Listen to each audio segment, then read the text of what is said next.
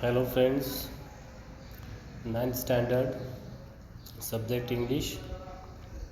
We are going to learn 3.2, that is the fall of Troy. Before going to start the lesson, we will discuss on chit chat session. The fall of Troy, here warming up activity we are going to discuss chit chat.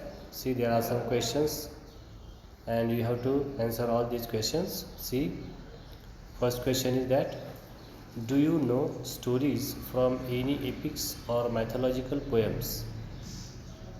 पहा, या ठिकाणी आपण जो धडा पाहणार आहोत तो fall of Troy, ट्रॉयचा पराजय किंवा ट्रॉयचा विनाश या ठिकाणी धड्याचं नाव आहे.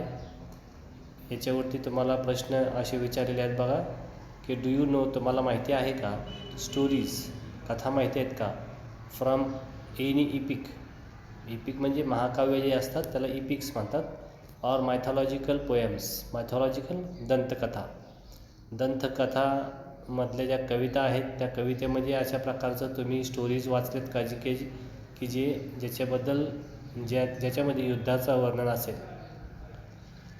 अशा काही कथा तुम्हाला माहिती आहेत का, असा प्रश्न तुम्हाला विचारलेला आहे. सेकंड क्वेश्चन, पुढचा प्रश्न हा, who is your favourite mythological character. दंतकथा जर तुम्ही ऐकल्या असतील तर त्याच्यामध्ये तुमचा सगळ्यात आवडता दंतकथेमधील पात्र किंवा कोणाची भूमिका तुम्हाला जास्त आवडते आहे तुम्हाला. What do you like about the character. आणि ही भूमिकेतील व्यक्ती तुम्हाला का आवडते, व्हॉट डू यू लाईक, त्यातलं तुम्हाला काय आवडतं हेही आपल्याला या ठिकाणी सांगायचं आहे. त्यानंतर तिसरा प्रश्न बघा, third question, who is your favourite warrior. आता आपण दंतकथा ऐकलेल्या आहेत, कथेची पुस्तकं आपण वाचलेली आहेत, त्याच्यामध्ये युद्धाचं वर्णन असलेली पुस्तकं आपण वाचलेली आहेत आणि त्याच्यावरून आपण आपल्याला आवडता जो योद्धा आहे तो योद्धा पण आपण निवडलेला आहे की मला हा आवडतो. मग तुम्हाला या दंतकथेमधील कोणत्या दंतकथेमधील कुठलं कॅरेक्टर किंवा कुठलं वॉरियर, कुठला योद्धा तुम्हाला आवडतो त्याचं नाव तुम्ही लिहायचं आहे. नेक्स्ट वन, पुढचा प्रश्न बघा, if you could visit a place in the ancient world or the mythological world, which place would you choose. जर तुम्हाला ancient world of mythological world म्हणजे कथामधल्या जगामध्ये जर तुम्हाला पूर्वीची जर कुठलं ठिकाण निवडलं असेल, तुम्हाला कुठलं ठिकाण आवडत असेल आणि ते ठिकाण तुम्ही सांगायचं आहे, आणि which event would you like to see, आणि जे ठिकाण तुम्हाला त्या दंतकथेमधले आवडलेलं आहे ते ठिकाणाची नाव तुम्ही सांगायचं आहे, आणि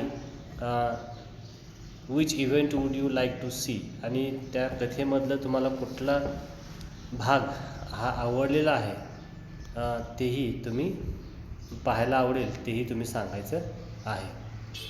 आता या ठिकाणी बिल्डिंग ए स्टोरी म्हणजे प्रिपेअर ए स्टोरी किंवा राईट ए स्टोरी असा एक प्रश्न तुम्हाला परीक्षेमध्ये असतो, 5 मार्कासाठी हा प्रश्न असतो बघा. तर या ठिकाणी तुम्हाला स्टोरी कशी बनवायची असते, मुद्द्यांच्या आधारे स्टोरी आपल्याला लिहायची असते.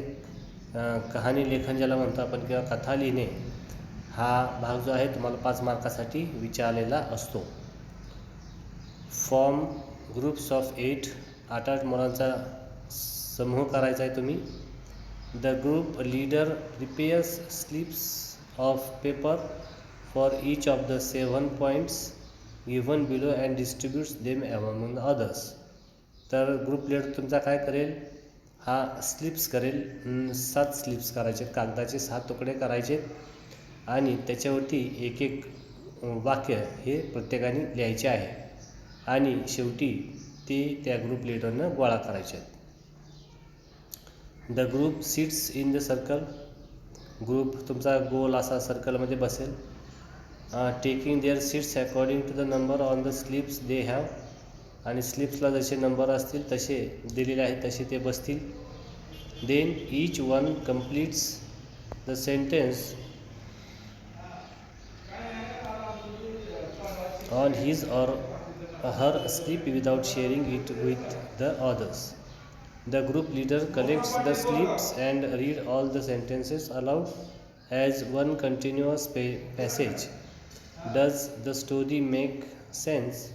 The group then work on the story to make it more meaningful and interesting. पहा तुम्हाला सर्कलमध्ये गोलमध्ये बसायचं आहे. The group seats in a circle taking their seats according to the number on the slips they have. त्यांच्या स्लिपवरती जे number आहेत त्या नंबरच्या क्रमांकानुसार ते गोल अशा पद्धतीमध्ये बसतील, राऊंडमध्ये बसतील. Then each one completes the sentence on his or her slip without sharing it with the others. आणि प्रत्येकाच्या स्लीपवरती अर्धवट वाक्य दिलेली आहेत. जे अर्धवट वाक्य दिलेले आहेत ते वाक्य तो पूर्ण करेल आणि पूर्ण करत असताना कोणाला दाखवणार नाही किंवा कोणाचं पाहणार नाही. The group leader collects the slips. आता तो ग्रुप लीडर्स परत सगळ्या पत्रिका जी आहेत ते गोळा करेल. And reads all the sentences aloud. आणि सगळं वाक्य पूर्णपणे मोठ्याने वाचेल. As one continuous passage. आणि हे सगळे वाक्य वाचल्यानंतर ह्याचा एक पॅसेज होईल. Does the story make sense. आणि मग ही तयार झालेली स्टोरी बरोबर आहे का? The group then works on the story to make it more meaningful and interesting. आणि अशी ही जी कविता अशी जी तुम्ही कथा दिली ही इंटरेस्टिंग झाली का किंवा चांगल्या प्रकारची कविता आपण रचली का, हेही या ठिकाणी पाहायचं आहे. आता बघा अर्धवट लिहिलेल्या चिठ्ठ्या अशा प्रकारे लिहिलेल्या आहेत. त्यात ग्रुपमधल्या मुलांनी पूर्ण करायच्या आहेत. पहिलं वाक्य दिलेलं बघा, वन्स देअर वॉज अ. राहिलेल्या ठिकाणी तुम्ही भरायचं आहे आणि ही स्टोरी पूर्ण करायची आहे.